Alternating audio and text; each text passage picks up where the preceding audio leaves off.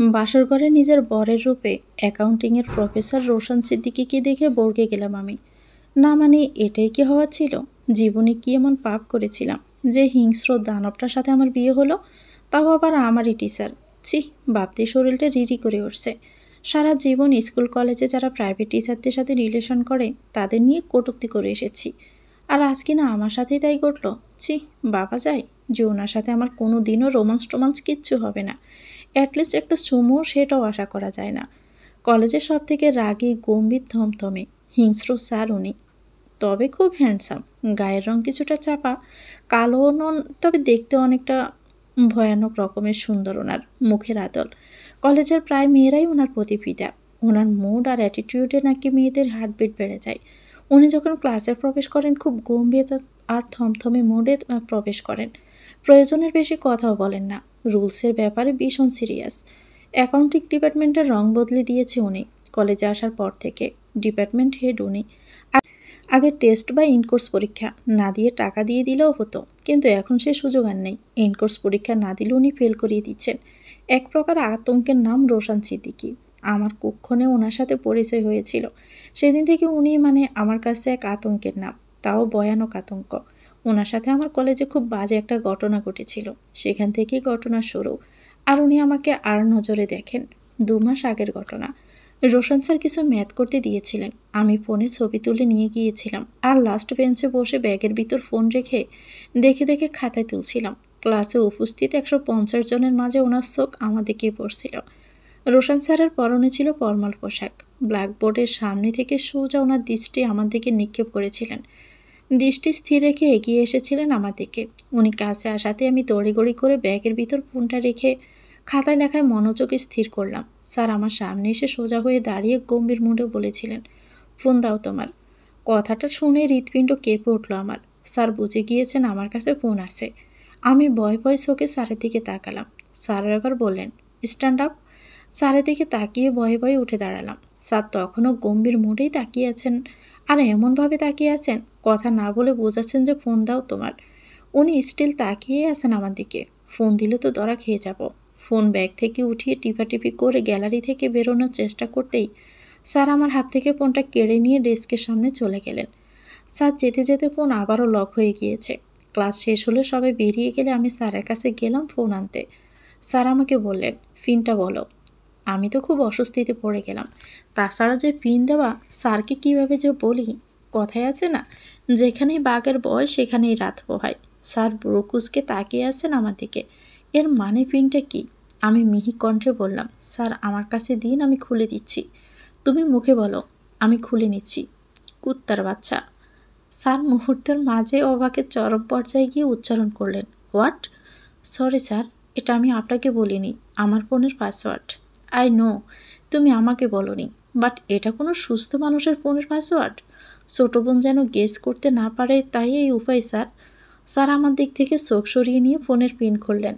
তখনই আমার আরেক টেনশন ছিল, কারণ ফোনের ওয়ালপেপারে স্যারের ছবি দেওয়া। এটা গতকালই বন্ধুরা ডেয়া দিয়েছিল, 48 ঘন্টা রাখতে হবে। স্যার ফোনের ওয়ালপেপারে দেখে আর চোখে তাকালেন আমার দিকে। লজ্জায় আমার যে কী অবস্থা হয়ে যাচ্ছে তা আমি ছাড়া আর কেউ জানে না।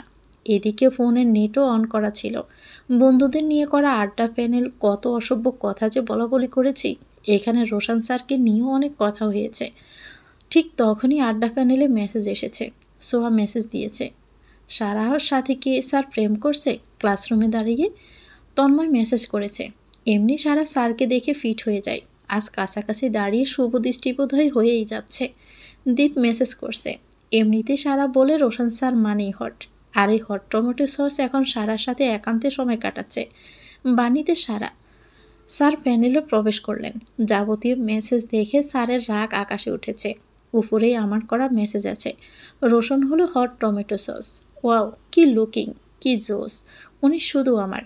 একবার কলেজ থেকে বের হই, স্যারের সাথে ফেক আইডি দিয়ে প্রেম করব, দেন বলবো স্যার আমি। স্যার অদ্ভুত এক দৃষ্টিতে আমার দিকে তাকালেন। তার জীবনে বোধহয় এমন অভিজ্ঞতা আগে কখনো হয়নি। এর আগে কোনো স্টুডেন্টের দেখতে এমন কিছু হয়তো উনি পায়নি। স্যার আমার দিকে তাকিয়ে বললেন, তোমার ফোনের ডিসপ্লেতে কার ছবি? জি স্যার, আপনার। স্যার ব্রো কুঁচকেলেন আর বিরক্তি মিশ্রিত কণ্ঠে বললেন, বাট হোয়াই? স্যার ফ্রেন্ডরা না আমাকে ডেয়ার দিয়েছিল। আর বলেছিল আপনার ছবি ফোনের ডিসপ্লেতে দিয়ে স্ক্রিনশট দেওয়ার জন্য। স্যাররা কি গেম খেলার পার্সন? না স্যার, ভুল হয়ে গিয়েছে, আর হবে না। অন্যায় অনেক ধাপে করেছো তুমি। এক ফোনে পিকচার তুলে এনে নকল করে ধরা খেয়েছ, 2 টিচারদের দিয়ে বন্ধুদের কটূক্তি করেছ। আমার পারমিশন ছাড়া আমার ফেসবুক প্রোফাইল থেকে ছবি নিয়েছো কেন? কলেজে কি এসব করতে আসো? আর আড্ডা প্যানেলে তোমরা যা বলাবলি করো আর সেসব ভিডিও আদান প্রদান করো, টিচারদের নিয়ে মিস্ট তৈরি করো। তোমাদের কলেজ থেকে বহিষ্কার করা উচিত। স্যার, আর কখনো এমন হবে না। এসো, অধ্যক্ষ স্যারের রুমে আসো। রোশন স্যার অধ্যক্ষ স্যারের রুমে নিয়ে কি বলছেন আমি জানি না। অধ্যক্ষ স্যার বাড়িতে ফোন করে নালিশ দিলেন, সাথে আমাকে ওয়ার্নিংও দিয়ে দিলেন। রোশন স্যার থমথমে মুডে আমাকে বললেন, তুমি আমার নজরে থাকবে এখন থেকে। আমার নাম সারা আনাম, মা বাবার ছোট মেয়ে, অনার্স সেকেন্ড ইয়ারে পড়ি, বিবিএ অনার্স। আমার ফ্যামিলিতে আর 5টা ফ্যামিলির মতো নয়। আমার দাদু পুরনো রীতি আজও ধরে রেখেছেন। তার এই ব্যাপারে সে ভীষণ স্ট্রং। আগেকার দিনের মতো বিয়ের আগে ছেলে মেয়ে দেখাশোনা তিনি পছন্দ করেন না। তাছাড়া আমার বাবার প্রতি আমার অগাধ আস্থা আছে। বাবা এসে আমাকে বললেন, ছেলে দেখতে শুনতে খুবই ভালো মা, আমার পছন্দ হয়েছে। বাবার পছন্দ মানেই আমার পছন্দ। তাছাড়া বিয়ে 2 দিন আগে কথাবার্তা হুট করে বিয়ে, আর তা দেখারও সুযোগ হয়নি। আজ থেকে যে জীবনটা যে জাহান্নামে পরিণত হতে চলছে তার আমার বুঝতে বাকি রইল না। উনি ঘরে প্রবেশ করেই দরজার সিটকেনি লাগিয়ে দিলেন। তাতে খট করে একটা শব্দ হয়ে উঠল। সে শব্দে আমি কেঁপে উঠলাম। ঘরে প্রবেশ করে আমার দিকে আড়চোখে একবার তাকালেন আর বললেন, আপনি শাড়িটা চেঞ্জ করে নিন ওয়াশরুমে গিয়ে।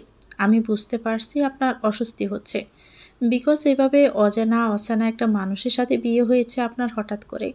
খারাপ লাগা বা অস্বস্তি ফিল হওয়াটাই স্বাভাবিক। কি করব, আমার দাদু আপনার দাদুর মতোই সেই সেকালের নিয়মই ধরে রেখেছেন।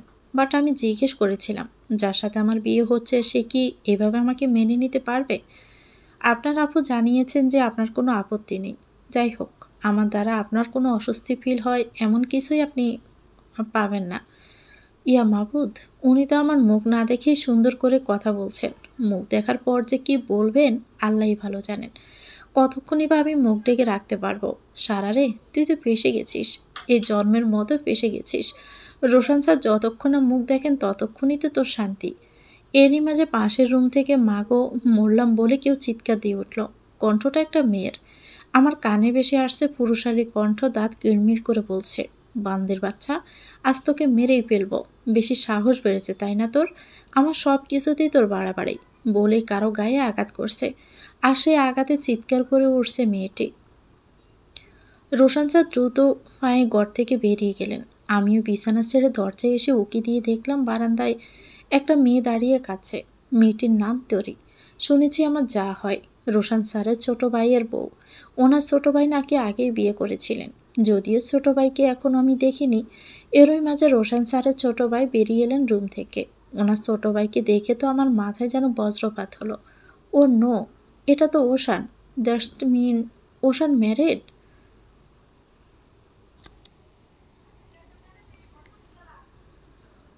নিজের দেবরের স্থানে ওশানকে দেখে যতটা আশ্চর্য হয়েছি ততটা আশ্চর্য আমি নিজের বরের স্থানে রোশানকে দেখেও হইনি। জীবন সিনেমার থেকেও ভয়াবহ, মর্মান্তিক, নাটকীয়। একটা মানুষের, ভালো মানুষের আড়ালে এতটা কুৎসিত রূপও থাকতে পারে বুঝি? অতিচেনা মানুষের কুৎসিত রূপ সামনে আসা থেকে বোধ হয় না আসাই বেটার। তাহলে মিথ্যে করে হলেও ভালো থাকা যায়। সমস্ত শরীর আমার অসাড় অবশ হয়ে আসছে, বুকের মাঝে দুরুম দুরুম করছে। কখনো কি ভেবেছিলাম ওশানকে কখনো বিবাহিত রূপে বাচ্চা সহ দেখব?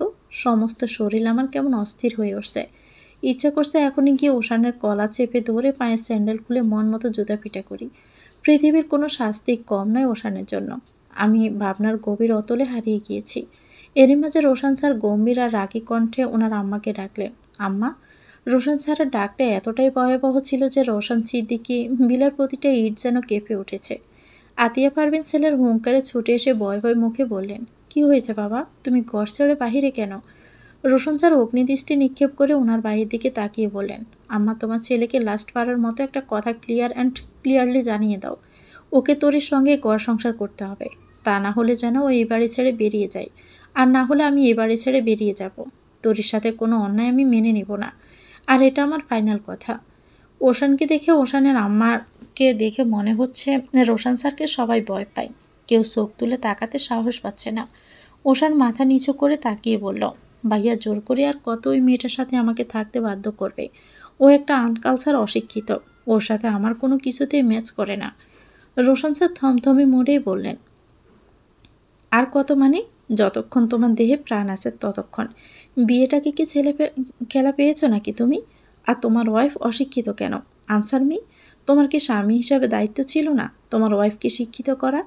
কেউ শিখতে না চাইলে আমি কিভাবে শেখাবো? ওই অশিক্ষিতর সাথে আমার পক্ষে কোনোভাবেই থাকা সম্ভব নয়। তোরে কেন লেখাপড়া শিখতে চায়নি গড নোজ, বাট তুমি কি নিজেকে শিক্ষিত দাবি করো? মিনিমাম কোনো শিক্ষা কি আছে তোমার? নেক্সট যদি আমার সামনে কখনো পড়ে তুমি তোরির সাথে কোনো রূপ বাজে ব্যবহার করছো, ডোমেস্টিক ভায়োলেন্সের কেসে তোরির হয়ে আমি দিব। ভাইয়া আজ কিন্তু আমার কোনো দোষ ছিল না। আমি সারাদিন কোথায় ছিলাম, কেন তোমার বিয়েতে উপস্থিত হতে পারিনি সেটা নিয়ে জেরা করছিল। আমি তো বলেইছিলাম এক বন্ধুর মা মারা গিয়েছে, তোমার ওয়াইফ হিসেবে সে রাইট আছে ওর। আর যদি একটা সাউন্ডও শুনি আমি এবারের মানুষসহ সব কিছুতে কিন্তু আগুন জ্বালিয়ে দিব। আমি এখন ক্লান্ত, ঘুমাবো। আতিয়া পারবেন ওশানকে ফিসফিস করে বলছে, আজ না কতবার নিষেধ করেছি বাড়িতে যেন টু শব্দ না হয়। আজ তোমার ভাইয়ের বিয়ের দিন, অনেক কষ্টে বিয়েতে রাজি করিয়েছি। দিনটা নষ্ট না করলে কি হচ্ছিল না? আমার যা বলার তরিকে বলো। আতিয়া পারবেন তরির কাছে গিয়ে দাঁত কিরমির করে বলল, আর তুমিও আছো তরি, সব কিছুতে বাড়াবাড়ি না করলে কি হয় না? রোশান স্যার ওনার আম্মার দিকে তাক করে বললেন, আম্মা তরি কি কিছু বলবে না? এতক্ষণ তাদের পারিবারিক নাটক দেখে মনে পড়ল রোশান স্যারের যে মুড, নিজের ভাইয়ের সাথে নাটক করলে তো আমার সাথে পূর্ণদৈর্ঘ্য বাংলা ছায়াছবি করবেন। আল্লাহ, এই বেটা বুইরা খাটাস তো কলেজে থেকে 3 গুণ তেজি নিজের বাড়িতে। সারা তোকে ভেঙে পড়লে হবে না, তোকে বাংলা সিনেমার মিনমিন করা নায়িকাদের মতো অভিনয় করলে হবে না। এই তেজি মানুষকে তুই ভয় পেলে আরও পেয়ে বসবে। সে যদি বুনো উল হয় তোকে বাঘা তেঁতুল হতে হবে। মনে মনে কি বলবো, কিভাবে ওনার সাথে তর্ক করব, কিভাবে ঝগড়া করব, সব কিছু প্র্যাকটিস করে নিলাম। শুধু আমাকে একবার কিছু বলুক, আমিও শুনে দিব। আগেরকার যুগের শিক্ষকরা ছিলেন পিতার বয়সী, আর এখানকার শিক্ষকরা লুচু নাম্বার 1। যুগ আপডেট হয়ে গেছে, তারা গিয়েছে বরের মতো। ওশান স্যার দরজার কাছে এগিয়ে আসতে আমি হুড়মুড়িয়ে ঘরের ভিতরে প্রবেশ করতে গিয়েই পায়ের নিচে শাড়ি পরে হুমড়ি খেয়ে পড়লাম। মানে কি এসব কি হচ্ছে আমার সাথে? বাসার ঘরে নিজের বরের সামনে কোনোদিন কোনো মেয়ে আচার খেয়েছে? না, খায়নি তো, তাই না? এই অসংখ্য সাধন করে আচারটা আমাকে খেতে হলো। দুনিয়ার সব উদ্ভট কাজ আমার দ্বারাই হয়। রোশান স্যার দ্রুত এগিয়ে এসে বললেন, এ কি পড়লেন কিভাবে? ইস, কি সর্বনাশ, লাগেনি তো কোথাও? আমি মাটিতে মুখ থবড়ে পড়ে আছি, একদমই উঠছি না। জাস্ট ইমেজিন আপনি বাসর ঘরে বরের সামনে আচার খেয়েছেন। দেখবেন এর থেকে বাজার লজ্জাকর অবস্থা আর নেই। রোশান স্যার আমার হাত ধরে টেনে তোলার চেষ্টা করলেন। আমি মুখে হাত দিয়ে উঠলাম। মুখ ডেকে রেখেছি, কীভাবে ওনাকে ফেস করবে বুঝতে পারছি না। রোশান স্যার আমার মুখে হাত দেওয়া দেখে বললেন, দেখি নাকে ব্যথা পেয়েছেন? বলে আমার মুখ থেকে হাতটা সরালেন। আমি যে ওনাকে আগেই দেখে ফেলেছি এটা বুঝতে দেওয়া যাবে না। ওনাকে দেখে আকাশ থেকে পড়ছি। বিশাল অবাক হয়েছি এমন একটা ভাব করতে হবে। আমার মুখ থেকে হাতটা সরানোর সময় আমি একদমই চোখ মুখ খিচে বন্ধ করে রইলাম। আস্তে আস্তে চোখ পিট করে তাকানোর চেষ্টা করলাম। উনি ভয়ানক মোডে তাকিয়ে আছেন আমার মুখের দিকে। মনে হচ্ছে ওনার জীবনের অপছন্দ নিয়ে কাউকে দেখছেন। এবার আমিও পুরো খুলে তাকালাম। একই সাথে দুজনে উচ্চারণ করলাম। উনি বললেন, তুমি? আর আমি বললাম, আপনি? এবার রোশান স্যার সাথে সাথে হাত কপালে চালিয়ে দিয়ে বললেন, ওফ শিট, শেষ পর্যন্ত কিনা তোমার মতো একটা অসভ্য মেয়ে জুটলো আমার কপালে। শেষ পর্যন্ত কিনা আমার কপালে আপনার মতো একটা গম্ভীর বুইড়া জুটলো। কি এমন পাপ করেছিলাম জীবনে যে আপনার মতো একটা মানুষের সাথে আমার বিয়ে হলো? উনি তীব্র বিরক্তি নিয়ে বললেন, তোমার মতো মানে? What do you mean? আর পাপ তুমি করবে কেন? পাপ তো আমি করেছিলাম নিশ্চিত, না হলে আমার কপালে এমন অসভ্য বেয়াদব মেয়ে জোটে? দেখুন, এটা আপনার ক্লাসরুম না যে এখানে ভদ্রতা শেখাবেন, তাই বলেও আমাকে অসভ্য বলবেন না। এটা আমি একদমই সহ্য করব না। ক্লাসরুমে তো পেছনের বেঞ্চে বসে এমনভাবে থাকো যেন বাজা মাছটি উল্টে খেতে জানো না, আর এখানে বেয়াদবের মতো তর্ক করছো। আমাকে সেই সব মেয়ে ভাবলে ভুল করবেন। আমি চুপচাপ মানুষের কথা হজম করার মেয়ে না। আর আমাকে বেয়াদব বলছেন কেন আপনি? আপনার জন্য অধ্যক্ষ স্যার আমার বাড়ি নালিশ দিয়েছিল, সেসব আমি বলিনি। আমার কলিগরা যদি জানে সে সমালোচিত মেয়ের সাথে আমার বিয়ে হয়েছে, তারা কি ভাববে? আমার মান সম্মান সব শেষ। আর আমার ফ্রেন্ডরা যদি জানে আপনার সাথে আমার বিয়ে হয়েছে, তাহলে কি আমার মান সম্মান থাকবে? এত মান সম্মানের ভয় বিয়ের আগে কার সাথে বিয়ে হচ্ছে তা জানতে চাওনি কেন? আপনি জানতে চাননি কেন? হ্যাঁ, আমি তোমার মতো বেয়াদব নই যে বড়দের কথার বিরুদ্ধে যাব। তাহলে শুনুন, আমিও আপনার মতোই ভদ্র, তাই বড়দের বিরুদ্ধে যাইনি। আমার ঘুম পাচ্ছে, গুড নাইট। আমাকে অশুভ নাইটের শুভেচ্ছা জানানোর রিকোয়েস্ট করছি। নাইট আর কোনো দিনও শুভ হবে না আমার, বলে রোশন স্যার আলমারি থেকে ট্রাউজার আর টি শার্ট নিয়ে ওয়াশরুমে প্রবেশ করলেন। ওনার দিকে তাকিয়ে দেখে মারাত্মক সুদর্শন দেখাচ্ছে ওনাকে। উনি বিছানায় এসে পড়ে বললেন, আমি ক্লান্ত, লাইট অফ করে দাও। ঘুম পাচ্ছে আমারও, ঘুমাবো কোথায়? জায়গা না পেলে খাটের নিচে যেতে পারো, বারান্দা বাথরুম যে কোনো জায়গায়ও যেতে পারো। I have no problem. অচেনা জায়গায় ভয়ও লাগছে, কি করব বুঝতে পারছি না। রুমের মাঝে খাম্বার মতো দাঁড়িয়ে আছি। উনি কিছুক্ষণ পরে বললেন, বাংলা মুভি দেখো তাই না? কেন? মানে ফ্লোরে ঘুমানোর প্ল্যান করছো? এটা কোনো শুটিং স্পট না, বিয়ে হয়েছে তোমার সাথে আমার, তাই চুপচাপ খাটে এসে শুয়ে পড়ো। তোমার রাইট আছে খাটে ঘুমানোর। আস্তে করে গিয়ে গুটিসুটি মেরে আমি শুয়ে পড়লাম। উনি উল্টো দিকে ঘুরে শুয়ে আছেন। এর মাঝে আবার সমস্যায় পড়লাম। এবার বোধহয় মান ইজ্জত আর কিছুই থাকবে না যা হতে চলছে। পেটের মাঝে কেমন বুড়বুড় করছে, বুঝতে পারছি এটা কিসের লক্ষণ। চেপে রাখার মারাত্মক চেষ্টা করতে ফুস শব্দ হলো, আর তাতে পুরো ঘর দুর্গন্ধে ছড়িয়ে যায়। রোশন স্যারের বুঝতে বাকি নেই কিসের শব্দ। এখানেই শেষ নয়, আরও আছে। সব সময় অতিক্রম করে বিকট শব্দে বায়ু দূষণ গেল। মানে এত লজ্জা আমার বাপের জন্মে পাইনি। ইচ্ছে করছে মাটির নিচে আমি পুঁতে যাই। ঘুরে তাকিয়ে দেখি রোশন স্যার কি অদ্ভুতভাবে তাকিয়ে আছেন আমার দিকে। চোখে চোখ পড়তে সে কি লজ্জা। উনি পালিশ আর পাতলা কাঁথাটা নিয়ে আমার দিকে অদ্ভুতভাবে তাকিয়ে বিছানা ছেড়ে উঠে রুমে রাখা লম্বা মেরুন কালারের ডিভানে গিয়ে শুয়ে পড়লেন। উনি উঠে যেতে আমি জানালা খুলে বাইরে থুতু ফেলতে গেলে সে থুতু জানালার গ্রিলে লেগে গেল সম্পূর্ণ। উনি আবারও ডিভান থেকে উঁকি মারলেন আমার দিকে। কি অদ্ভুত সে চাহনি।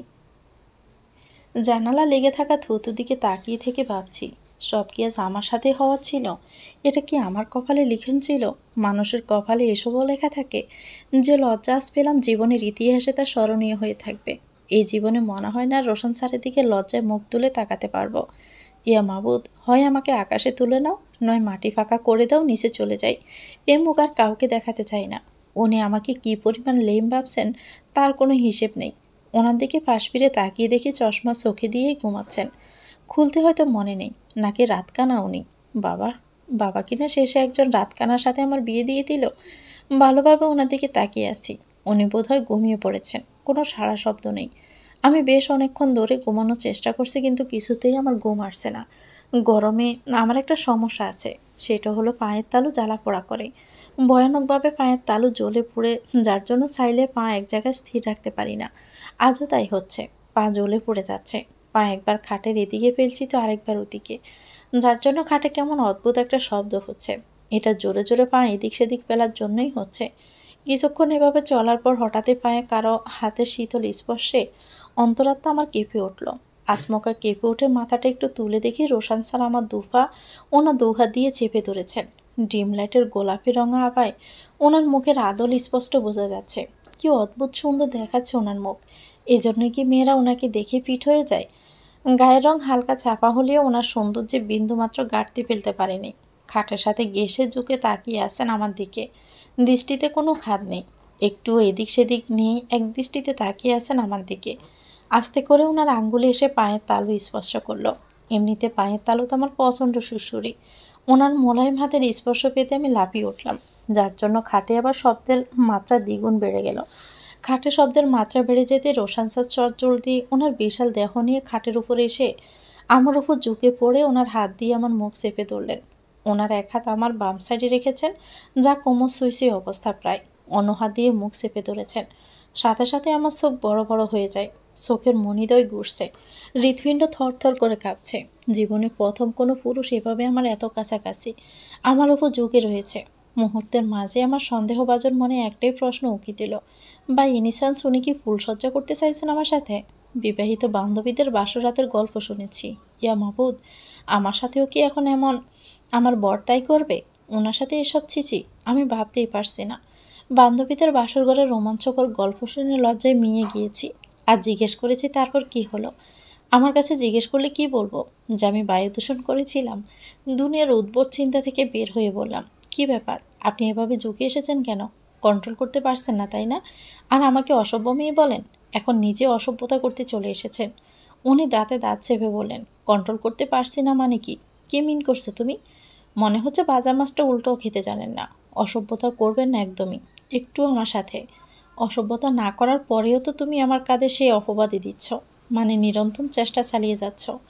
এতটুকু চেষ্টা লেখাপড়ার পিছনে দিলে অন্তত 3-4টা সাবজেক্টে ফেল থাকতো না, আর ইমপ্রুভমেন্টও দেওয়া লাগতো না। আপনার কাঁধে শুধু দোষ চাপাচ্ছি মানে? শুনুন, একটু আমাকে ফেল করা নিয়ে অপমান করবেন না। ফার্স্ট ইয়ারে পরীক্ষা শুরু হলে আমার হঠাৎ ডায়রিয়া একদম পানির মতো মতো হচ্ছিল, সেই সাথে চিকুনগুনিয়া হয়েছিল। সিরিয়াসলি, দুনিয়ার যত সব অদ্ভুত জিনিস শুধু তোমার সাথেই হয়। যেভাবে খাটে শব্দ করছিল তাতে পাশের রুম থেকে ওশান আর তরি উল্টাপাল্টা ভাবতে বাধ্য হবে। একটা রোগকে আপনি অদ্ভুত বলছেন? আশ্চর্য! কি উল্টাপাল্টা ভাববে? সবাই কি আপনার মতো? মেয়ে মানুষ একটু বেশি আশ্চর্য হয়, একেবারে হুদাই। লিসেন, তরি আর ওশান ভাববে আমি শিওর কোনো অসভ্যতাই করেছি। যেভাবে খট করে শব্দ করছো এই শহরে কারো জানতে আর বাকি থাকবে না আজ রোশান সিদ্দিকীর ফুলসজ্জা। আর একটা সাউন্ডও যেন না হয়। তাহলে কি করব? পায়ের তালু জলে তো।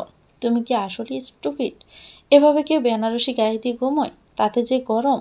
কি করব আমি? কেউ আমাকে এই শাড়িটা খুলতে দেয়নি, আর আমিও শাড়ি চেঞ্জ করে পরতে পারিনি। আপনি চলে এসেছিলেন। ওয়াশরুমেও কি ছিল না? ছিল, বাট আমি শাড়িতে অভ্যস্ত নই। আমি বাসায় টি শার্ট পরি, না হলে 3 পিস পরি। বাট এখানে সেসব কিছুই নেই। খুব বেশি প্রবলেম হলে আমার একটা টি শার্ট পরে নাও। উঠো, কুইক। উনিও উঠে গেলেন আর আমিও উঠলাম। উনি আলমারি থেকে ভাঁজ করা সাদা ধবধবে একটা টি শার্ট বের করে আনলেন। আমার দিকে এগিয়ে দিয়ে বললেন, আমার প্যান্ট তো তোমার হবে না, তাহলে কি উপায়? জাস্ট টি শার্ট পরবে। আমি পেটিকোটের উপর পরে নিব, অসুবিধা নেই। Okay fine, go to the washroom.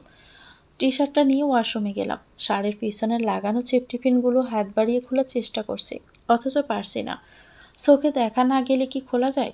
অনেক চেষ্টার পরে আবার বেরিয়ে এলাম। উনি ডিভানে কপালে হাত বাস করে রেখে শুয়ে আছেন। দরজা খোলার শব্দ শুনি উনি তাকালেন আমার দিকে। বিস্ময়ের সাথে প্রশ্ন করলেন, সেন্স করনি? কোনো সমস্যা? সেফটিপিনগুলো খুলতে অসুবিধা হচ্ছে। উনি কিছু একটা ভাবলেন আর শর্ট করে উঠে এলেন। আমার কাছে এসে বললেন, গৌরব, আমি হেল্প করছি। নিজে ঘুমালে না, আর আমাকেও তুমি ঘুমাতে দিলে না। আমি পিছন দিকে ঘুরে দাঁড়ালাম। উনি আস্তে করে সবগুলো সেফটিপিন খুলে দিলেন। এবার একটু ওনাকে ধন্যবাদ দিতে ইচ্ছে করছে, কিন্তু কিভাবে দিব তাও জানা নেই। শাড়িটা চেঞ্জ করে চোখে মুখে পানি দিয়ে টি শার্টটা গায়ে দিলাম। আয়নায় নিজেকে দেখে মুগ্ধ হলাম। অদ্ভুত সুন্দর দেখাচ্ছে আমাকে। আমি তো এত সুন্দর নই দেখতে। আগে কখনো এত সুন্দর দেখায়নি আমাকে। আম্মু সবসময় একটা কথা বলতো, বিয়ে হলে নাকি মেয়েদের সৌন্দর্য বেড়ে যায় বহুগুণ। আমার ক্ষেত্রেও কি তাই হয়েছে? এসব ভাবতে ভাবতে বেরিয়ে এলাম। শাড়ির আঁচল ওড়নার মতো বুকের উপর দিলাম। উনি খেয়াল করলেন শাড়ির আঁচল ওড়নার মতো জড়িয়েছি। আলমারি থেকে আরেকটা টাওয়াল এনে আমার হাতে দিয়ে বললেন, এটা গায়ে দাও আর শাড়িটা রাখো। আর একটুও ডিস্টার্ব করবে না আমাকে। বন্ধুরা ঠিকই বলেছিল, বিয়ে করিসনি ভালো আছিস, বিয়ে করা মানে জীবনটা শেষ। আমি আপনার কি শেষ করলাম? হ্যাঁ, এক রাতে যে অত্যাচারটা করলে আল্লাহ বাস ভালো জানে বাকি রাতগুলো আমার কিভাবে যাবে।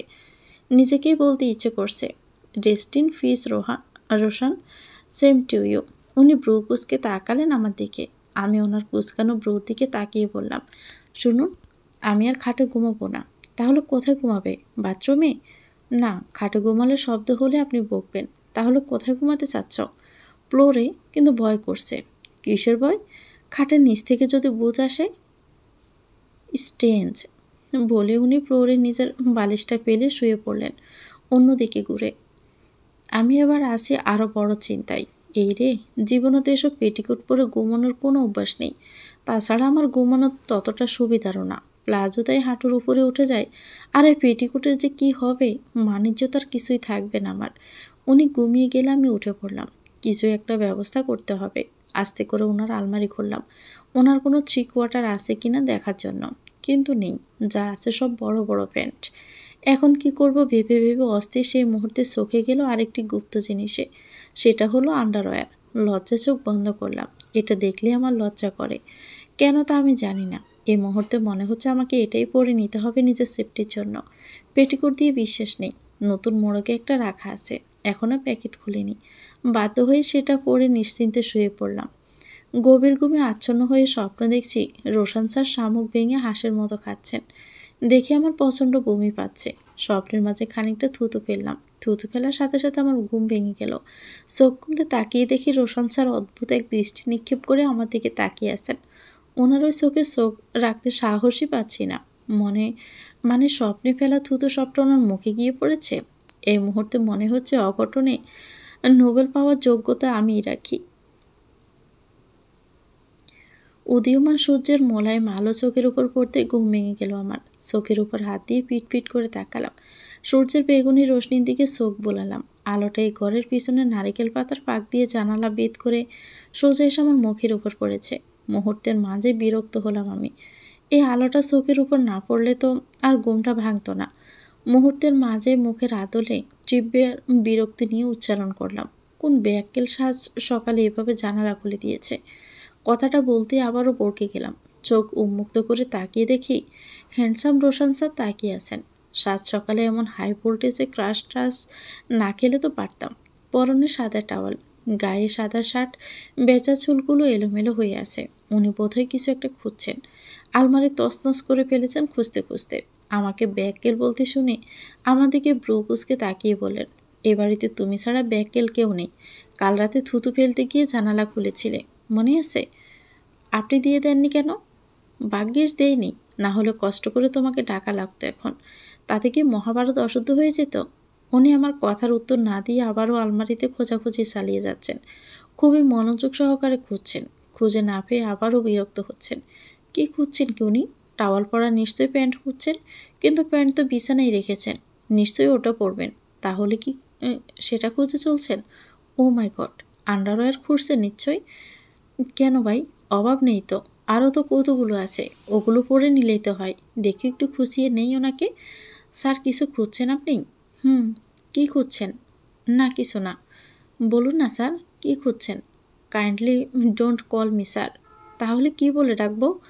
তোমাকে আমি কি বলে ডাকতে বলছি? এবারের অন্য কারো কানে গেলে দৃষ্টিকটু শোনাবে খুব। দেখুন, আমি সাবান আর ববিতার মতো হ্যাঁ গো ও গো করতে পারবো না। তাছাড়া আপনার বয়স অনেক বেশি। এত বয়স্ক লোককে তো তুমিও বলা যায় না। শিমুল স্যারের বয়স তাও কম আছে। ওনাকে কিন্তু বাচ্চা বাচ্চা লাগে। উনি এবার ব্রু সম্পূর্ণ কুঁচকে বিস্ময়ের সাথে জিজ্ঞেস করলেন, শিমুল স্যারকে বাচ্চা বাচ্চা লাগে আর আমাকে বুড়া লাগে? জি স্যার, মনের কথা বুঝে গিয়েছেন। শিমুল স্যার আমার 2 বছরের সিনিয়র। দেখে তো বোঝা যায় না। শিমুল স্যার আর আমাকে প্রায় সমবয়সী লাগে, আর আপনাকে আমার ছোট কাকার বয়সী লাগে। ও আচ্ছা, তা তোমার ছোট কাকার বয়স কত? ছোট কাকা নেই তো, থাকলে আপনারই বয়সী হতো। নেই মানে? মানে আমার দাদি আর দাদা খুব সুন্দরভাবে ফ্যামিলি প্ল্যানিং করেছিল। আমার বাবার জন্মের পরে তার আর কোনো সন্তান হয়নি। তবে শুনেছি আমার বাবার আগে দাদি 14 বছর প্রেগনেন্ট ছিল। 14 বছর প্রেগনেন্ট ছিল মানে কি? আল্লাহ, বুঝেননি? খুব সহজ হিসাব। আমার দাদির 14টা সন্তান মারা গিয়েছে এর আগে। তাহলে কি হলো? 14 বছর পর প্রেগনেন্ট ছিল। এটা হলো ফ্যামিলি প্ল্যানিংয়ের নমুনা। শিহরিত হলাম শুনে। মানে বাবার জন্মের পরে আর কি ফ্যামিলি প্ল্যানিং করেছিল? তাহলে আমি তোমার ছোট কাকার বয়সী হলাম কিভাবে? দেখুন, আপনাকে আমার বাবার বয়সী লাগছে না। তার চেয়ে আরও খানিকটা কম আপনার বয়স। তার মানে বাবার খানিকটা ছোট কোনো ভাই থাকলে তার বয়সী হতেন। How interesting logic. তোমার আপুও কি বুড়ি? মোটেও না। আমার আপু আমার থেকে মাত্র 6 বছরের বড়। আমি তোমার আপুর ইয়ারমেট। মনে মনে হেসে দিয়ে মনে মনে বললাম, আমি জানি, কিন্তু ইচ্ছে করেই বললাম। আপনাকে কলেজের সব থেকে কম বয়সী স্যার লাগে। বাবা, মানুষ বয়স নিতে এত সিরিয়াস হয়? এসব কথার ইতি টেনে আবারও বললাম, কি খুঁজছেন বললেন না তো?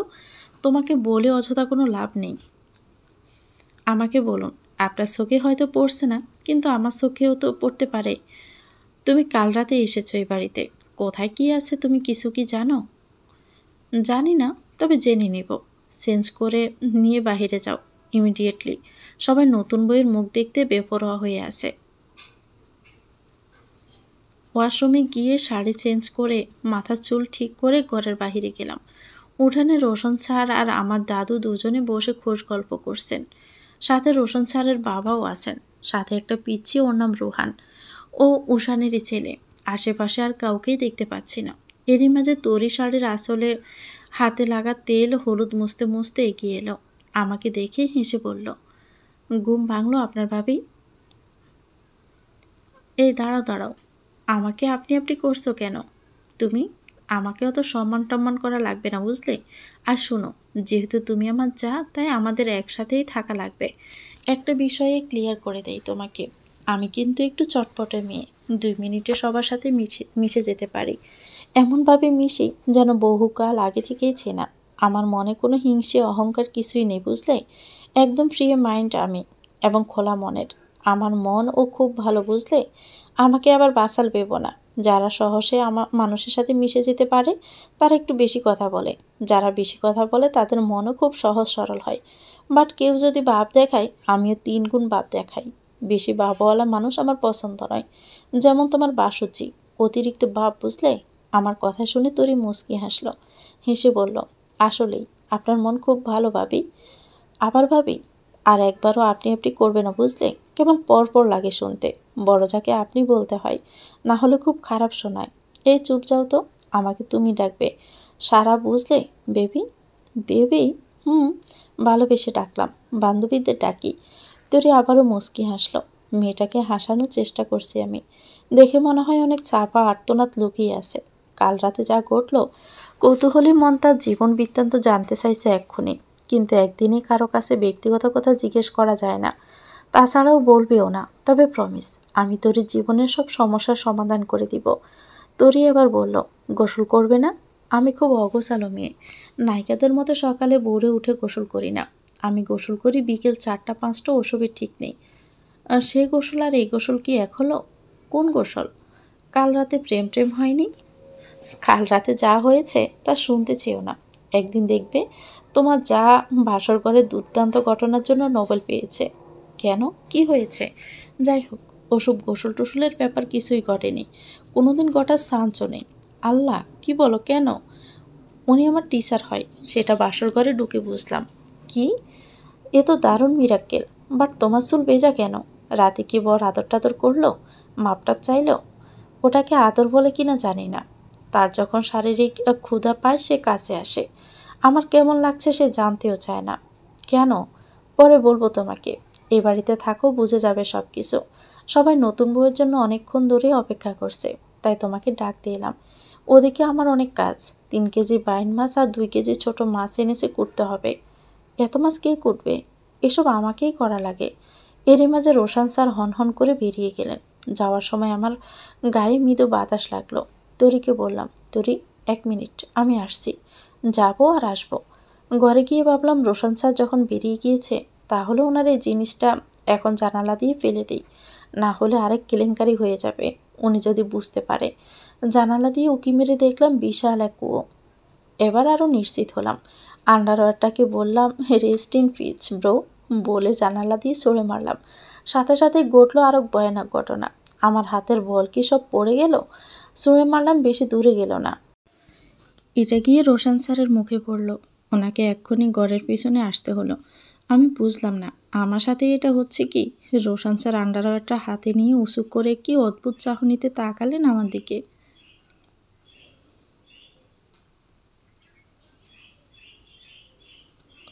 রোশন স্যারকে দেখে জানালার নিচে আমি বসে পড়লাম। উনি জানালা দিয়ে উকি দিয়ে বললেন, শেষ পর্যন্ত এখানেও অত্যাচার শুরু করলে? বলে ওটা আমার গায়ের উপর ছুঁড়ে ফেলে চলে গেলেন। কি সাংঘাতিক লজ্জা দিয়ে গেলেন আমাকে। বারবার কি হচ্ছে এসব আমার সাথে? আমাকে কি জিনে ধরেছে নাকি? বাহির থেকে তরি ডাকছে, ভাবি কাজ হয়েছে, আসুন। হ্যাঁ হ্যাঁ, আসছি। ঘর থেকে বেরিয়ে তরির সাথে রান্নাঘরের দিকে গেলাম। আমাকে দেখে রোশন স্যারের মা এগিয়ে এসে বললেন, কি ব্যাপার মা, তোমার ঘুম ভাঙলো? এসো, তোমাকে দেখতে সকাল থেকে মানুষ এসে বসে আছে। আমি স্বভাবসুলভ হাসলাম। এর ওই মাঝে আরেকজন ভদ্রমহিলা, বয়স 50+ হবে, সেও আমাকে দেখে এগিয়ে এলো। উনি রোশন স্যারের ফুফু হন। আমার গালে হাত বুলিয়ে বলল, তরির মতোই মিষ্টি হয়েছে আমাদের বড় বৌমা। শাশুড়িমা কথাটা শোনার সাথে সাথেই বলল, আপা, কিসের সাথে যে কী তুলনা করেন আপনি? তরি নতুন বউয়ের বা পায়ের দোয়া পানি খাওয়ারও যোগ্য না। কোথায় তরি আর কোথায় সারা। ফুফু শাশুড়ি চট করে রেগে গেলেন, তরির মুখের দিকে তাকালেন। আমিও তরির মুখের দিকে তাকালাম। তরির মনটা আরও বেশি খারাপ হয়ে গেল। তরি মাথা নিচু করে চলে যায়। শাশুড়ি তরির সাথে এমন ব্যবহার কেন করলো? এভাবে কারোর সাথে কারো তুলনা করে কেউ? ফুফু শাশুড়ি রাগান্বিত হয়েই বলল, তরি, তরির জায়গায় সুন্দর, আর সারা তার জায়গায় সুন্দর। বাড়িতে নতুন বউ, নতুন আত্মীয়। তোমার সাথে আমি ঝগড়া করতে চাইছি না এখন। আমাকে নিয়ে একটা চেয়ারে বসানো হলো। মানুষজন আসছে আর রীতিমতো জিজ্ঞেস করেই যাচ্ছে, তোমার নাম কি, কয় ভাই বোন, কোন ক্লাসে পড়ো, একটু উঠে দাঁড়াও, চুলগুলো দেখি। 1 ঘন্টা ধরে অন্তত 40 জনের কাছে ইন্টারভিউ দিলাম। ভীষণ বিরক্তি লাগছে আমার। রোহান ছুটে এসে আমার কোলে উঠল। আমি রোহানকে কানে কানেই বললাম, তোমার আম্মুকে একটু ডেকে আনবে? রোহান কোল থেকে নেমে দ্রুত ছুটে গেল। 1 মিনিটের মাঝে তরি ছাইমাখা 2 হাত নিয়ে এসে আমার কাছে ঝুঁকে প্রশ্ন করলো, কি হয়েছে ভাবি?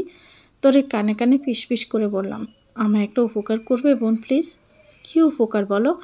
আমার একটা ছবি সহ আমার রূপ চেহারা যাবতীয় বিবরণ দিয়ে এবারের মেন গেটে সুপার গ্লো দিয়ে লাগিয়ে রাখবা।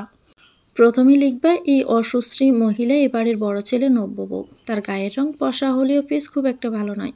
Height 5 feet 3.5। মাথার চুল বড়ও না ছোটও না। সামনে লেয়ার কাটিং, পিছনে ইউ। ব্রুফলাক করা আছে।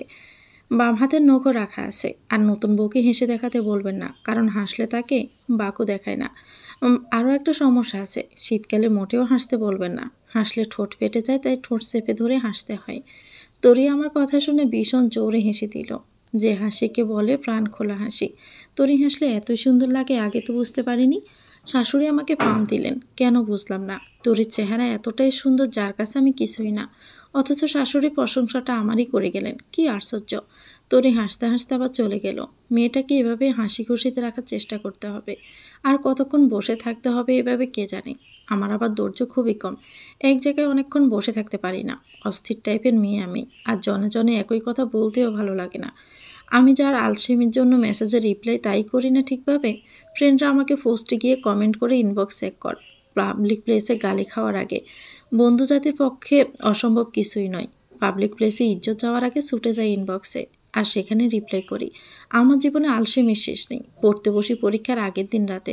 2-1 লাইনের ধারণা নিয়ে বানিয়ে বানিয়ে পৃষ্ঠার পর পৃষ্ঠা লিখে ফেলি। ভাগ্যের যা লিখি স্যাররা তা আমাকে পড়ে শোনান না। তবে একবার রোশান স্যারই আমাকে এই লজ্জা দিয়েছিলেন। অন্য স্যাররা বানিয়ে লিখলেও মার্ক দেন, কিন্তু রোশান স্যার তা দেন না। এই তো কিছুদিন আগে অনার্স সেকেন্ড ইয়ারের টেস্ট পরীক্ষার রেজাল্টের দিন আমি একটা সাবজেক্টে 12 পেয়েছিলাম। রোশান স্যার সবার মাঝে আমার খাতা পড়ে শোনাতে বলেছিলেন। প্রশ্নটা ছিল ব্যবসায়ের নীতি আলোচনা করো। আমি লিখেছিলাম, ব্যবসায়ের নীতি অনেক গুরুত্বপূর্ণ। এই গুরুত্বপূর্ণ কাজটি করতেই হবে। এই গুরুত্ব বলে শেষ করা যাবে না। এই গুরুত্বপূর্ণ কাজটি করতে পারলে ব্যবসা প্রতিষ্ঠান খোলা সম্ভব, উন্নতিও সম্ভব। ক্লাসে সবাই হাসছিল আর রোশান স্যার অদ্ভুতভাবে তাকিয়েছিলেন আমার দিকে। এভাবে অনেকের সাথে স্যার এমন করছিল। লুকা ফেসিউলের জন্ম কত সালে এটা ভুল করে 1971 সাল দিয়ে ফেলেছিলাম। রোশন স্যার বলেছিলেন, কী ভেবে তুমি 1971 সাল দিলে? আমি মিথ্যার আশ্রয় না নিয়ে স্যারকে সত্য কথাটাই বলে দিলাম। স্যার, আমার 1971 সাল ছাড়া আর কোনো সালই মনে থাকে না। সকাল 10টা বেজে গিয়েছে, মানুষের দেখা দেখি শেষ হতে। এরপর আমাকে ডাইনিংয়ে নিয়ে যাওয়া হলো। ডাইনিংয়ে সবাই সকালে নাস্তা খাচ্ছি। ওশান নাকি এখনও ঘুম থেকে ওঠেনি। আর রোশন স্যার কি কাজে গিয়েছেন। আমার দাদু, রোশন স্যারের দাদু, শ্বশুর শাশুড়ি, ফুফু শাশুড়ি সবাই একসাথে বসেছি। রোশন স্যারের দাদু আর আমার দাদুর খোশ গল্প শেষই হচ্ছে না। দুই বুড়োর যেন ঈদ লেগেছে। এই বিয়ে দিতে পেরে তারা ভীষণ আনন্দিত। রোশন স্যারের দাদু আমাকে বললেন, সারা, তোমার সে লোক কোথায়? মিহি কণ্ঠে বললাম, জানি না দাদু। ফোন করো, নতুন নতুন একসাথেই খেতে হয়। এরই মাঝে আমার দাদু বলল, সারা পরে খাবে, রোশন আসুক আগে। আমার দাদু কি অশান্তিতে ফেললো। এমনি ক্ষুধা লেগেছে আমার। রোহান বলল, আমি নতুন বউয়ের হাতে খাবো। ওর প্রস্তাবটা শুনে আমার খুব ভালো লাগলো। বাচ্চাটা আমার খুব ভালোই লাগে। আমি রোহানকে আদর করছি আর খাইয়ে দিচ্ছি। মনে মনে তরিকে খুঁজছি। শাশুড়িকে জিজ্ঞেস করলাম, আচ্ছা আমার তরি কোথায়? ও খাবে না? সে কি আর তোমার মতো শিক্ষিত মেয়ে যে ভদ্রতা শিখবে? মানুষকে ডেকে যে একসাথে খেতে হয়, সে ভদ্রতাটুকু তার তো নেই। শুধু শুধু কি আর আমার ছেলে ওকে দেখতে পারে না? আর রান্না এক পাশ দিয়ে হয়, আরেক পাশ দিয়ে ডাল ভাত নিয়ে আগেই খেয়ে নেয়। ও, তরি তাহলে খেয়েছে আমাকে ছাড়াই? হ্যাঁ, খেয়েছে তো সে। সবার খাওয়া শেষে আমাকে বসিয়ে রেখে দিয়েছে রোশন স্যারের জন্য। সে না আসলে নাকি খাওয়া যাবে না। দাদুর কথা মহব্বত বাড়ার ব্যাপার স্যাপার আছে এখানে। ডাইনিং ছেড়ে উঠে রান্নাঘরের দিকে উকি দিতে গেলাম। গিয়ে দেখি ঘরের পিছনে তরি মাছ করছে। মাবুদ, এত মাছ একা একা কখনো কুটা যায়? তরির সামনে দাঁড়িয়ে আছে শাশুড়ি মা। তরি অনুনয় করে বলছে, আম্মা, আমার না কোমর লেগে গিয়েছে। এত ছোট মাছ একা হাতে কুটতে পারছি না। কিছু মাছ ফ্রিজে রেখে দেই, পরে কুটে নিব। নবাবের বেটি, ফ্রিজ কি বাপের বাড়ি থেকে নিয়ে আসছো? একটু সুতোও তো আনোনি সাথে করে। এত নবাবী চাল কিভাবে আসে তোমার? আমি কি সে কথা বলেছি? আমার কি কেউ আছে দেওয়ার মতো? বাবা গরিব, তার দেওয়ার সামর্থ্য নেই। আপনারা তো জানেনই। সে কি বেঁচে আছে নাকি যে দিবে? তাহলে চুপচাপ মাছ কোটো। সবার খাওয়া হয়ে গিয়েছে, থালাবাটি সব ধুয়ে যা আছে খেয়ে নিও। আর নতুন বউয়ের কাছে যেন কিছু বলতে চেও না। তোর জন্য তো অবশিষ্ট কোনো ভালো খাবারই নেই। শাশুড়ি মিথ্যে বলল। কেন যে তোরে আগে খেয়ে নিয়েছে? তোরের অবস্থাটা আমি বুঝতে পারছি। আমি তোরিকে এভাবে নির্যাতিত হতে দিতে পারি না। এরই মাঝে পিছন থেকে কেউ আমাকে ডেকে বলল, আসসালামু আলাইকুম ভাবি। আসলে ব্যস্ততার জন্য ভাইয়ের বিয়েতে উপস্থিত হতে পারিনি। আমি পিছন ফিরে তাকিয়ে ওশানের মুখোমুখি হলাম। আমাকে দেখে ওশান চমকে গেল। ওর মুখটা চুপসে এতটুকুন হয়ে গেছে। কখনো কি ভেবেছিল এভাবে দরাটা খাবে? ওশান দেখে মনে হচ্ছে যেন ভয়ানক কোনো বজ্রপাত ওর মাথায় হয়েছে। ভীষণ অবাক হয়ে বলল, সারা তুমি? এরই মাঝে পিছন থেকে রোশান স্যার বললেন, ও ভাবি হয় তোর, বলেও নাম ধরে ডাকবি না, লাস্টবারের মতো বলে রাখলাম।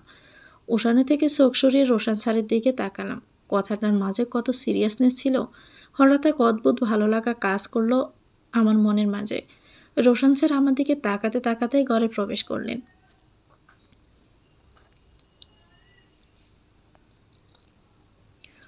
মনের মাঝে একটা সুপ্ত প্রশ্ন বারবার উকি দিচ্ছে। সেটা হলো, রোশান স্যার থাকতেও এ বাড়িতে তোরি এতটা অত্যাচারিত কেন?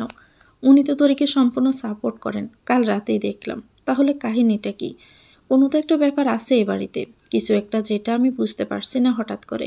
শাশুড়ি তরির কাছ থেকে আসার পরপরই আমি রান্নাঘর থেকে আরেকটা বটি নিয়ে তরির সাথে বসে পড়লাম। তরি আমাকে দেখে ভীষণ অবাক হলো। সাথে সাথেই বলল, আরে ভাবি, এই আপনি কি করতেছেন? উঠুন উঠুন, আপনাকে মাছে হাত দিতে হবে না। আমিও তরির দিকে তাকালাম। দেখলাম মেয়েটার মুখের আদল ভর্তি যন্ত্রণা। তরির নিষেধ ভঙ্গ করে আমি সায়ের গাদায় হাত ঢুকিয়ে দিলাম। মাছ করতে করতে বললাম, আচ্ছা তরি, তুমি ঘুম থেকে কখন উঠেছ? আপনি আগে মাছ রেখে উঠুন, আপনার হাতে গন্ধ হবে। আর তোমার হবে না? আমি আর আপনি কি এক হলাম? আপনি হলেন শিক্ষিত মেয়ে, তা তোমাকে শিক্ষিত হতে কে আটকেছিল? সবই কপাল ভাবি। স্টুডেন্ট কি তুমি খারাপ ছিলে? মানে আমার থেকেও খারাপ ছিলে? না, সেসব কিছু নয়। খেয়াল করলাম তরির হাতে গলায় পুরনো কিছু দাগ। দাগগুলোর দিকে তাকিয়ে জিজ্ঞেস করলাম, এসব দাগ কিসের? না কিছু না ভাবি। তরি, আমার কাছ থেকে তুমি কিছুই লুকাতে পারবে না। এ বাড়িতে তোমার সাথে কিছুই স্বাভাবিক হচ্ছে না। আমাকে তোমার বোন ভাবো তরি। আমি অন্য যাদের মতো তোমার সাথে কম্পিটিশন করব না কিছু নিয়ে। অন্য ফ্যামিলিতে যেমন হয় এই ফ্যামিলিতে তেমন হবে না। আমি তোমার যা নই, তোমার বোন হতে চাই। তোমার কষ্টগুলো নিজের করে নিতে চাই। আমি এক মেয়ে। তোর শাশুড়ি তোমাকে ছোট করে যে আমাকে প্রশংসা করলো, কি ভেবেছ আমি কি খুশি হয়েছি? না, আমি তাতে কিন্তু খুশি হইনি। তোর মাস্কুটা রেখে তাকিয়ে আছে আমার দিকে। ওর চোখ ভর্তি পানি। মেয়েটা বোধহয় এক্ষুনি খুব জোরে কেঁদে দিবে। ওর প্রবল কান্না পাচ্ছে। এই কান্না খুব কাছের কারো কাছেই করা যায়। তোর দিকে তাকিয়ে বললাম, কি হলো তরি, কিছু বলো। যার স্বামী ঠিক তার দুনিয়া অঠিক ভাবি। এক চাঁদ সুখ দিলে হাজার তারা কিছু করতে পারে না। যার জন্য এই বাড়িতে আসি সেই তো দেখতে পারে না, বাকিরা আর কি করবে? ওশানের সাথে কি নিয়ে ঝামেলা হয় তোমার? সোয়া। সোয়া? হ্যাঁ, আমার জীবনের সব হাসি আনন্দ কেড়ে নেওয়ার পিছনে একমাত্র সোয়ার হাত রয়েছে। ওই একটা মেয়ে জীবনটা আমার তছনছ করে দিয়েছে। কি করেছে সোয়া? ওশান সোয়ার সাথে রিলেশন করে। সোয়া নাকি সব জেনে শুনে ওশানকে ভালোবাসে। একটা মেয়ে হয়ে কিভাবে অন্য মেয়ের সংসার ভাঙতে পারে বলুন? আমি জীবনে একবার হলেও সোয়ার সাথে দেখা করব। জিজ্ঞেস করব অন্যের স্বামী কেড়ে নিয়ে কেমন লাগছে। দুনিয়াতে কি আর ছেলে পায়নি সে তো ভীষণ সুন্দরী দেখতে। তাহলে কেন আমার সংসারটা এভাবে ভেঙেছে? তোমার বাড়িতে জানাওনি? কাকে জানাবো? মা বাবা দুজনই মারা গিয়েছে। নিজের একটা ভাইও নেই। আরও 3টা বোন আছে। তাদেরও পারিবারিক অবস্থা খুব একটা ভালো নয়। সাসারা যেমন তেমন পেয়ে বিয়ে দিয়ে দিয়েছে। আমি একটু দেখতে শুনতে ভালো, তাই ওশান আমাকে দেখে পাগল হয়ে যায়। ওর মা বাবাকেও রাজি ছিল না, একেই বিয়ে করে নিয়ে এসেছিল। তুমি শিওর সোয়া সব জানে? জানে? তুমি কিভাবে জানলে সোয়ার ব্যাপারে? ওর ফোনে ওয়ালপেপারে ছবি আছে। তাছাড়া আমার পাশে শুয়ে অবধি কথা বলে। আর শাশুড়ি? শাশুড়ির ইচ্ছা সোয়ার সাথে ওশানের বিয়ে দেওয়ার। তাহলে অনেক কিছুই নাকি পাবে। ও অনেক বড় লোকের মেয়ে। অনেক কিছু পাওয়ার লোভে ওশানের আবারও বিয়ে দিবে? এত লোভে উনি? হ্যাঁ, আমার তো পরিবার বলে কিচ্ছু নেই। তারা কিছু দিতে না পারলে হয়তো উনি কদর করত। এই দাগগুলো কিসের বললে না তো? এমন অসংখ্য দাগ আছে শরীরে ভাবি। ওশান এত অত্যাচার করে তোমার উপর। শুধু ওশান না, ওর মাও করে। ওর মা আমাকে দুচোখেও দেখতে পারেন না। আমাকে বিয়ে করে ওশান কোনো সম্পত্তি পায়নি এই জন্য। কী কী করেন উনি তোমার সাথে? আমাকে অত্যাচার করে তাড়াতে জিওল মাছের কাঁটা পর্যন্ত শরীরে ফুটিয়েছে। আমার শাশুড়ি আমার গায়ে যতবার হাত তুলেছে, ওশানও ততবার হাত তোলেনি। উনি চায় আমি যে কোনোভাবে যেন এই বাড়ি থেকে চলে যাই। কাজ করি তাতে কষ্ট নেই, কিন্তু অত্যাচারগুলো মেনে নিতে কষ্ট হয় খুব। কত না না খেয়ে থেকেছি। একবার গরম তেলও আমার পায়ের উপর ফেলেছেন। ওনার ইচ্ছে ওশানকে যৌতুক দিয়ে আবার বিয়ে করাবেন। শুনেছি তোমাদের দুই বোনের নামে শহরে বাড়ি আছে। তাছাড়া অনেক ফার্নিচারও পাঠাবে, টিভি, ফ্রিজ সহ। তোমাকে যে গহনা দিয়েছে দেখবে, চেয়ে নিয়ে যাবে। রোশান স্যার কি সব জানেন? কিছুই জানেন না। কিভাবে জানবেন? বাড়ির বাহিরে থেকে লেখাপড়া শেষ করেছেন। জব হয়েছে কলেজের ওখানে থাকেন। রোশান ভাইয়ের কাছে তার মা ফেরেশতা। শুধু জানেন ওশান আর আমার ঝামেলা। আমার লেখাপড়া অফ করে দিয়ে বলেছে আমি নাকি লেখাপড়া করতে চাইনি। এসব ব্যাপারে রোশান ভাইয়া বা বাহিরের কাউকে কিছু বললে আমাকে ছেলে সহ বাড়ি থেকে বের করে দিবে। অপেক্ষায় আছে ছেলে যদি বড় হয়, যদি মায়ের কষ্টটা বোঝে। তোরের কথা শুনে চোখে পানি চলে এলো আমার। এক অজানা ব্যথায় বুকটা চিনচিন করে চলছে আমার। সোয়ার কি হবে তাহলে? সোয়ার জীবনটা ওশান এভাবে শেষ করে দিল। সোয়া এসব জানতে পারলে কিছুতেই সহ্য করতে পারবে না। সে ওশানকে নিজের থেকেও বেশি ভালোবাসে। সোয়া আমার বেস্ট ফ্রেন্ড। আমি সোয়া, তন্ময়, মৃণয় সেই ছোটোবেলা থেকেই একসাথে বড় হয়েছি। সোয়াকে মিথ্যে বলে ওশান এভাবে ঠকালো, আর তোরে মেয়েটার জীবনে এত কষ্ট। ওশান একসাথে দুটো মেয়েকে ঠকাচ্ছে। ওশানকে আমি উপযুক্ত শিক্ষা দিয়েই ছাড়ব। তোরই মাছ কেটেই যাচ্ছে। এতগুলো মাছ একা একা কীভাবে কাটবে? এভাবেই তরিকে নির্যাতন করে এরা। আমি তরিকে বললাম, তরি, এই বাইন মাছের কাটা কেটো না, জিওল মাছের মাথা কেটে মাছের মাঝে মিশিয়ে দিও। সো কল্ড শাশুড়ি মাকে দেখানো কি করি? কী করবেন ভাবি? আজ থেকে আমি যা করব তুমি চুপচাপ তা শুধু দেখে যাবে। আগের কোটা মাছের মধ্যে কতগুলো জিওল মাছের কাটা সহ মাথা কেটে রেখে দিলাম, আর বাকি মাছগুলো গুছিয়ে বাড়ির পিছনের গর্তে পেরে দিলাম। তোরে মাছ ফেলে দিতে দেখে বলল, আল্লাহ ভাবি আপনি এটা কী করলেন? তোরে চুপচাপ জিওল মাছগুলো কাটো। সমস্ত গুঁড়ো মাছগুলো ফেলে দিয়ে বাকি জিওল মাছে হাত দিলাম। এরই মাঝে আমার হাত কেটে গেল। তোরে তাড়াহুড়ো করেই বলল, ভাবি আম্মা আমাকে আজকে আস্ত রাখবে না, এই জন্যই তো আমি আপনাকে নিষেধ করেছিলাম। চুপ করো তো তরি, এ মারাত্মক কিছুই না। রান্নাঘরের কোণা থেকে পুরনো কাপড় একটু ছেড়ে আনা তো। তরি দ্রুত গিয়ে পুরনো কাপড় ছেড়ে নিয়ে আসে।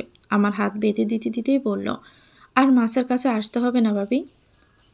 আমি অবশিষ্ট কাপড় নিয়ে তরির একটা আঙুল ভাঁজতে লাগলাম। তরি বলল, ভাবি আমার হাত তো কাটেনি, চুপ করো, এই মুহূর্তে কেটেছে। ওনার আদরের ছেলের সামনে বলবো আমাদের হাত কেটে গিয়েছে, মাছগুলো ধুয়ে দিন তো আম্মা। দেখবে কিভাবে না ধুয়ে পারে।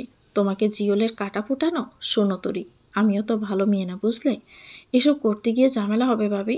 আমি নিজেই তো ঝামেলা। চলো শাশুড়িমার কাছে চলো।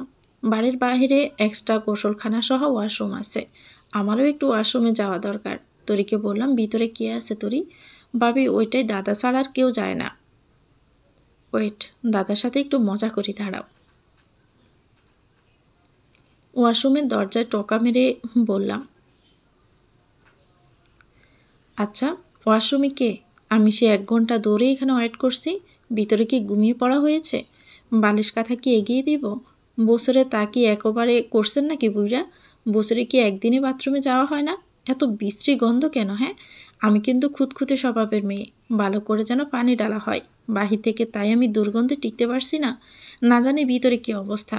মানুষ টয়লেটে গেলে এত বিশ্রী দুর্গন্ধ কীভাবে ছড়াতে পারে?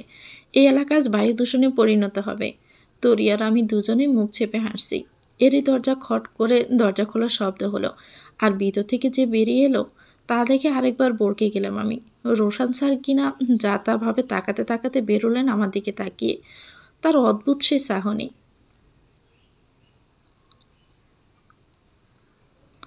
কি অদ্ভুত ফিলিংস হচ্ছে আমার বলার মতো না। তরির দিকে তাকিয়ে অগ্নিচোখে বললাম, তরি তুমি না বললে যে এই ওয়াশরুমে দাদা যায়?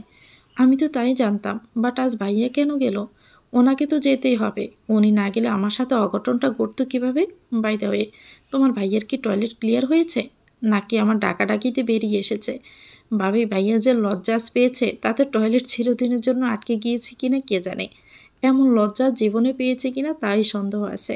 আর আমিও তো লজ্জায় ভাইয়ের সামনে যেতে পারবো না কোনোদিন। দূর, এ কি কোনো ঘটনা নাকি? উচিত ছিল দরজা খুলে হাত ধরে বের করে আনা। তোরে আবারও হাসলো আমার কথা শুনে। এই হাসিটা এর ভিতর থেকে এনেছে। মানুষ মন থেকে হাসলে চেহারায় অন্যরকম সৌন্দর্য ফুটে ওঠে। সেই সৌন্দর্যের কাছে পৃথিবীর সব সৌন্দর্যই বেমানান। তোরিকে হাসতে শেখাবো, বাঁচতে শেখাবো নিজের জন্য, অন্যায়ের বিরুদ্ধে প্রতিবাদ করতে শেখাবো, লেখাপড়া শেখাবো। তোরিকে নারীর সম্পূর্ণ রূপে তৈরি করেই ছাড়বো। এর জন্য আমাকে অনেক ছলনা আর মিথ্যের আশ্রয়ও নিতে হতে পারে, কারণ ছলনা যারা করে তাদের সাথে ছলনাই করতে হয়। ক্ষমা করো আল্লাহ, তোরির জন্য আজ থেকে আমাকে নামতে হবে মিথ্যে আর ছলনার যুদ্ধে। তোরের হাসি মুখের দিকে বেশ কিছুক্ষণ তাকিয়ে থেকে বললাম, তোরি হাত ধুয়েছ? এসো খেতে হবে। আমি খেয়ে নিব, আপনি যান। ভাইয়া অপেক্ষা করছে খাওয়ার জন্য। দাদার হুকুম, আপনাদের একসাথেই খেতে হবে। একসাথে না খেলে নাকি প্রেম বাড়ে না। করুক অপেক্ষা। তোমার ভাইয়াকে একটা প্রেমের শহর বেটে গিলালেও তার মাঝে প্রেম প্রেম ফিলিংস কিচ্ছু আসবে না। আগে তোমার খেতে হবে। আজ আমি তোমাকে নিজ হাতে খাইয়ে দিব বেবি। আমাকে আপনি খাইয়ে দিবেন? হ্যাঁ দিব তো। এক বোনকে আরেক বোনকে খাইয়ে দিতে পারে না? আচ্ছা ভাবি, পরে দিয়েন, আজ অনেক দেরি হয়ে গিয়েছে। আজই মানে এক্ষুনি। চলো রান্নাঘরে চলো। দুজনে হাত ধুয়ে রান্নাঘরে প্রবেশ করলাম। ডাইনিং থেকে রোশন স্যার আর আমার খাবার লুকিয়ে রান্নাঘরের ভিতরে নিলাম। খাবার দেখেই তরি বলল, ভাবি এইসব তো আপনাদের দুজনের খাবার। চুপ, তুমি এসব খাবে। আর রোশন স্যারের জন্য তোমার জন্য রাখা খাবার নিয়ে যাব। খাবার নিয়ে গিয়ে বলবো ওনার মা আমাদের জন্য এসব খাবার রেখেছে। কেন ভাবি, কেন এমনটা করবেন? আম্মা তো আপনাকে ভালোবাসেন। ভাত মাখিয়ে তরির মুখে গুঁজে দিয়েই বললাম, আমাকে ভালোবাসে বলে আমি কি করব? না মানে আমাকে কি করতে বলছো? ওই মহিলার সাথে মিশে তোমাকে অত্যাচার করব? আমার কি জীবনের ভালোবাসার অভাব পড়েছে নাকি যে ওই সুযোগ সন্ধানী রওশন জামিল মহিলার ভালোবাসায় গদগদ হয়ে যাব? এসব খারাপ মানুষদের ভালোবাসা আমি চাই না, বুঝলে? তুমি তো শাশুড়িকে ভীষণ ভালোবেসেও তার মন পেলে না। এবার শাশুড়ি বুঝবে ভালোবেসে মন না পেলে কেমন লাগে। শাশুড়ি আমাকে পর্যাপ্ত ভালোবেসেও যখন আমার মন পাবে না, তখন ওনার মন ডেকে বলবে, এর সে তো তোরই হাজার গুণ ভালো ছিল। এরপরেও যদি ভাবে না বেটার বউ দুইটাই খারাপ, সে উষানের প্রেমিকাকেই বাড়িতে নিয়ে আসবে। দেখবে উষানের প্রেমিকাকে আমি এর চেয়ে বেশি খারাপ তৈরি করব। ওনাকে আমি বুঝিয়েই ছাড়বো উনি ভুল, ওনার মুখে স্বীকার করেই ছাড়বো তোরই ভালো ছিল। এরই মাঝে আমাদের ঘর থেকে এক মেয়ের হাসির বিকট শব্দ ভেসে আসছে। কান খাড়া করে শোনার চেষ্টা করছি মেয়েটা কি বলাবলি করছে। ব্রুসিয়ে তরির কাছে জিজ্ঞেস করলাম, তরি কে এসেছে? ভাবি, আমার বাতিজি। ভাইয়াকে পছন্দ করে। আমার খুবই ইচ্ছা ছিল জিনাত আপুর সাথে ভাইয়ার বিয়ে দেওয়ার, কিন্তু ভাইয়া রাজি হয়নি। আর দেখবেন এ বাড়িতে এসে নিজের ফুফুর দাপটে কি বাজে ব্যবহার নাই করে আমাদের সাথে। কথায় কথায় ইংরেজি বলে শুধু। ওকে মাথায় রাখলাম। তোরের খাওয়া শেষ হলো। ওর কেমন কান্না পাচ্ছে। কান্না আটকে বলল, আজ কত বছর পর কেউ ভালোবেসে আমাকে খাইয়ে দিল। আমার জীবনের আগন্তুক হয়ে কি তুমি এসেছ? এসব বলতে নেই। শোনো, আমি তো নতুন বউ, লজ্জা থাকা উচিত। আমার না হলে পাড়ার মানুষ সমালোচনা করবে। তুমি আমাদেরও খাবারগুলো আমাদের রুমে দিয়ে আসো। আমি একটু লজ্জা নিয়ে তোমার সাথে প্রবেশ করছি ভিতরে। তোর সাথে নিজেদের রুমে প্রবেশ করেই চোখ গেল জিনাতের উপরে। পায়ের ওপর পাহাড় তুলে সে বসে গল্প করছে রোশন স্যারের সাথে। আমি ঘরে ঢুকতেই রোশন স্যার আর চোখে তাকালেন আমার দিকে। জিনাতকে বললেন, ওর নাম সারা, তোমার ভাবি। জিনাত কেমন করে যেন বিদ্রোহী দৃষ্টিতে তাকালো আমার দিকে। আমার পা থেকে মাথা পর্যন্ত তাকিয়ে থেকেই বলল, সো বিউটিফুল, বাট কি বাট? হাইটে কম আছে। কোথায়? ঠিকই তো আছে। এর থেকে আর কত হাইট লাগবে? Look at me. এরই মাঝে তরি বলল, ভাইয়া খাবার খেয়ে নিন। জিনাত আপু আসেন, আমরা বাহিরে যাই। ভাইয়ার ভাবি এখন খাবার খাবে। দ্যাটস ওয়াই বাহিরে যেতে হবে কেন? হ্যাঁ, দাদার হুকুম। আমি রোশন ভাইয়ার রুমেই থাকবো। এই যে নতুন ভাবি, আমাকে দেখে জেলাস ফিল করো না। আমি তোমার বরকে কিন্তু কেড়ে নিব না। যাক, আবার কথা বলার সুযোগ তো পেয়েছি অন্তত। অমায়িক একটা হাসি দিয়েই আমি বললাম, আপনাকে দেখে হিংসা ফিলিংস হচ্ছে না আমার। আর সে প্রশ্নই বা কেন আসছে? না হতেই পারে, ভাবতে পারো আমার হাজব্যান্ডের রুমে এসে একান্তে হাজব্যান্ডের সাথে কথা বলছে, কাহিনীটা কি? আপনার কি সেই ক্ষমতা আছে ওনাকে কেড়ে নেওয়ার? যা বিয়ের আগে পারেননি তা বিয়ের পরে কিভাবে সম্ভব বলুন? এত ওভার কনফিডেন্স কিভাবে আসে? বিয়ের আগে পারেনি মানে? কথাটা আপনিই তো তুলেছেন, তাই আমি বললাম। ও, আমি তো পান করেছি, বাট তুমি সিরিয়াস হয়ে যাচ্ছ। আপনি আমার মাঝে সিরিয়াসের কি দেখলেন? আপনি মজা করেছেন, তাই আমিও মজা করেছি। আল্লাহ, ইংরেজি আপা, আপনি মজাও বোঝেন না? ইংরেজি আপা? ওয়াই? আপনার প্রতি লাইনে লাইনে তো ইংরেজি বলার জন্য বলছি। আমি ভালোবেসে নামটা দিলাম আপনাকে। ও, তা তোমার বেডে ঘুমাওনি কাল রাতে? খাটের নিচে ঘুমিয়েছি। But why? ফুলশয্যার রাতে ক্রিকেট খেলতে। আপনি জানেন না ফুলশয্যার রাতে ক্রিকেট খেলতে হয়? আমরা সারা রাত ক্রিকেট খেলেছি খাটের নিচে গিয়ে। রোশান স্যার চোখ বড় বড় করে তাকালেন আমার দিকে। ওনাকে দেখে মনে হচ্ছে উনি ভীষণ অস্বস্তি ফিল হচ্ছে। তরির মুখ চেপে হাসছে। জিনাত একটা শুকনো কাশি দিয়ে বলে উঠল, অসভ্য মেয়ে একটা। ওয়াশরুমটা কোন দিকে যেন? ও ঘরে টয়লেট বাথরুম সবই আছে, কিন্তু ওয়াশরুম নেই। মানে? মানে এ কোনো শিল্পপতি ঘর নয় যে ওয়াশরুম থাকবে, এখানে টয়লেট আছে। টয়লেটকে ওয়াশরুম বলে, ঘরকে রুম, খাটকে বেড। এগুলো আপনাদের মতো শিক্ষিত আর বড় লোকরা বলে, আমরা না। আমার আর তোর সামনে এসে এসব কিছু বলবেন না। আর আমাকে অসভ্য বললেন কেন? অন্যের ব্যক্তিগত ওয়াশরুম কেন ইউজ করবেন আপনি শুনি? সভ্যতা নেই না? দেখলেন রোশন ভাইয়া আমাকে কিভাবে বললো অকারণে? আচ্ছা তোমরা বাহিরে যাও, আমি দেখছি। তরিয়া জিনাত বাহিরে চলে গেল। রোশন স্যার আমার দিকে তাকিয়ে বললেন, জিনাত তো খারাপ কিছু বলেনি। এরকম ইংলিশ তো টুকটাক তুমিও বলো। আর পা বাড়িয়ে দূরে ঝগড়া করলে কেন? কেন, আপনার কি খুব লেগেছে তাই না? কেন, আমার লাগবে কেন? আপনার পুরনো প্রেমিকা বলে কথা। এটাও জেনে গিয়েছো তুমি? কি, সত্যি আপনার প্রেমিকা? না, ও আমাকে লাইক করে এই আর কি। ঠিক এই কারণেই তো ঝগড়াটা করলাম। যদি চুল ধরে টানতে পারতাম তাহলে কিন্তু আরও শান্তি পেতাম। কি, এই মেয়ে তুমি এত সাংঘাতিক কেন? হ্যাঁ, আর তোমার প্রবলেমই বা কী? তুমি তো আর আমাকে ভালোবাসো না, অন্য কেউ ভাসলে তোমার প্রবলেম কি? আমার কথা হলো আমি প্রেম করব না, কিন্তু অন্য কারোর সাথে করতেও দিব না। এর আগে যারা আমার পিছনে ঘুরেছে না, ও বলিনি, হ্যাঁ ও বলিনি, বিকজ অন্য কারোর সাথে প্রেম করুক সেটা আমি হতে দেইনি। আপনার ব্যাপারটাও সেম। আমি কাছে আসবো না, অন্য কাউকে আপনার কাছেও ঘেঁষতে দিব না। তো ভিউয়ার্স, গল্পটির নাম হচ্ছে একটি নির্জন প্রহর চাই। এটা গল্পের প্রথম অংশ। পরবর্তী অংশ পেতে চ্যানেলটিকে সাবস্ক্রাইব করে আমাদের সাথেই থাকবেন। ভিডিও ভালো লাগলে একটি লাইক দিয়ে দিবেন, কমেন্ট করে জানাবেন কেমন লেগেছে। আল্লাহ হাফেজ, আসসালামু আলাইকুম।